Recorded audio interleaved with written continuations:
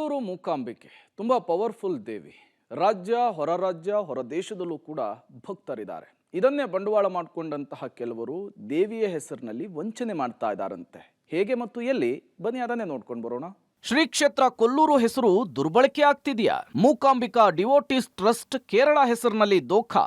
ಕೊಲ್ಲೂರು ಮೂಕಾಂಬಿಕಾ ದೇವಸ್ಥಾನ ದಕ್ಷಿಣ ಭಾರತದ ಪ್ರಸಿದ್ಧ ಧಾರ್ಮಿಕ ಕ್ಷೇತ್ರ. ರಾಜ್ಯ, ದೇಶ, ವಿದೇಶದಿಂದಲೂ ಕೂಡ ಭಕ್ತರು ಕೊಲ್ಲೂರಿಗೆ ಬಂದು ದೇವಿ ಮೂಕಾಂಬಿಕೆಯನ್ನ ಆರಾಧಿಸ್ತಾರೆ. ದೇವಿಯ ಮೇಲೆ ಜನಕ್ಕೆ ಎಲ್ಲಿಲ್ಲದ ಭಯ ಮತ್ತು ಭಕ್ತಿ. ಉಡುಪಿ ಜಿಲ್ಲೆಯ ಬೈಂದೂರು ತಾಲೂಕಿನ ಶ್ರೀ ಕ್ಷೇತ್ರ ಕೊಲ್ಲೂರಿನ ಹೆಸರನ್ನ ಕೇರಳದಲ್ಲಿ ದುರ್ಬಳಕೆ ಮಾಡಿಕೊಳ್ಳಲಾಗ್ತಾ ಇದೆ ಎಂಬ ಆರೋಪ ಕೇಳಿಬಂದಿದೆ. ಮೂಕಾಂಬಿಕಾ ಡಿವೋಟಿಸ್ ಟ್ರಸ್ಟ್ ಕೇರಳದಲ್ಲಿ ಕಾರ್ಯವನ್ನು ನಿರ್ವಹಿಸ್ತಾ ಇದೆ. 10,000ಕ್ಕಿಂತ ಹೆಚ್ಚು ಭಕ್ತರನ್ನ ಈ ಟ್ರಸ್ಟ್ ಒಳಗೊಂಡಿದೆ. ಪೂಜೆ, ಪ್ರಸಾದ ಸೇವೆಯ ಹೆಸರಿನಲ್ಲಿ ಅವರೆಲ್ಲರಿಂದಲೂ ಕೂಡ ಹಣ ಸಂಗ್ರಹ ಮಾಡ್ತಾ ಇದೆ ಎಂಬ ಆರೋಪ ಕೇಳಿಬಂದಿದೆ. ಈ ಬಗ್ಗೆ ಮೊದಲೇ ಸಂಶಯ ಮೂಡಿತ್ತು ಅಂತೇಳಿ ವ್ಯವಸ್ಥಾಪನಾ ಸಮಿತಿ ಮಾಹಿತಿ ಕೊಟ್ಟಿದೆ.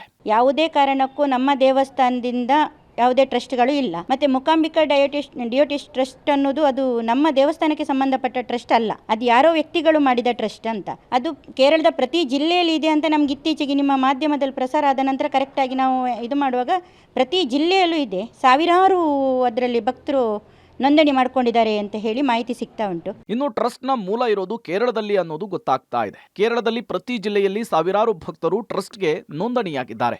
ಒಂದೊಂದು ವಾಟ್ಸ್ಆಪ್ ಗ್ರೂಪ್ನಲ್ಲಿ 600ರಿಂದ 800 ಜನರಿದ್ದಾರೆ ಎಂಬ ಮಾಹಿತಿ ಲಭ್ಯವಾಗಿದೆ. ಕ್ಷೇತ್ರದ ಹೆಸರಿನಲ್ಲಿ ಭಕ್ತರು ಮೋಸ ಹೋಗಬಾರದು. ಆ ಟ್ರಸ್ಟಿಗೂ ಧಾರ್ಮಿಕ ದತ್ತಿ ಇಲಾಖೆಯ ಅಧೀನದಲ್ಲಿ ಬರುವಂತಹ ಕೊಲ್ಲೂರು ದೇವಸ್ಥಾನಕ್ಕೂ ಯಾವುದೇ ರೀತಿಯ ಸಂಬಂಧ ಇಲ್ಲ. ಏನೇ ಸೇವೆ ಕೊಡೋದಿದ್ರೂ ಕೂಡ ನೇರವಾಗಿ ದೇವಸ್ಥಾನಕ್ಕೆ ಬಂದು ನೀಡಿ ಅಂತ ಹೇಳಿ ದೇವಸ್ಥಾನದ ಅಧಿಕಾರಿಗಳು ಭಕ್ತರಿಗೆ ತಿಳಿಸಿದ್ದಾರೆ. ಸೈಬರ್ ಸನ್ನಿಗೆ ಕಂಪ್ಲೇಂಟ್ ಮಾಡಿದ್ದೇವೆ. ಅದನಂತರ SP ಅವರ ಹತ್ರ ಸಹ ನಮ್ಮ ಹಿಂದಿನ ಆಡಳಿತಾಧಿಕಾರಿ ಮಾಡಿದ್ದಾರೆ ಕಂಪ್ಲೇಂಟ್. ಹಾಗೆ ನಾವು ಕೇರಳ ಮೂಲಕ್ಕೂ ಕಂಪ್ಲೇಂಟ್ ಮಾಡಿದ್ದೇವೆ, ಮಾಧ್ಯಮದಲ್ಲೂ ಕೊಟ್ಟಿದ್ದೇವೆ. ಅದಕ್ಕೆ ಯಾರೆಲ್ಲ ಅದರ ಹಿಂದೆ ಇದ್ದಾರೆ ಅವರ ಮೇಲೆ ಕಾನೂನು ಕ್ರಮ ತಗೊಳ್ಬೇಕು. ಕೊಲ್ಲೂರು ಮೂಕಾಂಬಿಕೆಗೆ ಯಾವುದೇ ಒಂದು ಇದು ಅವಹೇಳನೆ ದೇವಸ್ಥಾನದ ಹೆಸರಲ್ಲಿ ಆಗಬಾರ್ದು ಅಂತ ಹೇಳಿ ನಾನು ಮಾಧ್ಯಮದ ಮುಖಾಂತರ ಕೇಳ್ಕೊಳ್ತೇನೆ. ದೇವಸ್ಥಾನದಿಂದ ಪ್ರಸಾದವನ್ನ ತೆಗೆದುಕೊಂಡು ಹೋಗಿ ಅದನ್ನ ಕೇರಳದಲ್ಲಿ ವಿತರಿಸಲಾಗ್ತಾ ಇದೆ. ಕೇರಳ ಮೂಲದ ಭಕ್ತರಿಗೆ ಸೇವೆ ಸಲ್ಲಿಸಿದ ಪ್ರಸಾದಗಳನ್ನ ಪೋಸ್ಟ್ ಮಾಡಲಾಗುತ್ತೆ ಎಂಬೆಲ್ಲ ಆರೋಪಗಳಿದೆ. ಈ ವಂಚನಾ ಜಾಲದಲ್ಲಿ ಕೊಲ್ಲೂರಿಗೆ ಸಂಬಂಧಿಸಿದವರು ಇರಬಹುದು ಎಂಬ ಗುಮಾನಿ ಇದೆ. ಈ ಬಗ್ಗೆ ಮುಜರಾಯಿ ಇಲಾಖೆ ಅಧಿಕಾರಿಗಳು, ಉಡುಪಿಯ ಜಿಲ್ಲಾಡಳಿತ ಸೂಕ್ತ ತನಿಖೆಯನ್ನು ನಡೆಸಬೇಕು ಅಂತೇಳಿ ಭಕ್ತರು ಆಗ್ರಹಿಸಿದ್ದಾರೆ. ಚೇತನ್ ಜೊತೆ ದೀಪಕ್ ಜೈನ್, ಪಬ್ಲಿಕ್ ಟಿವಿ, ಉಡುಪಿ.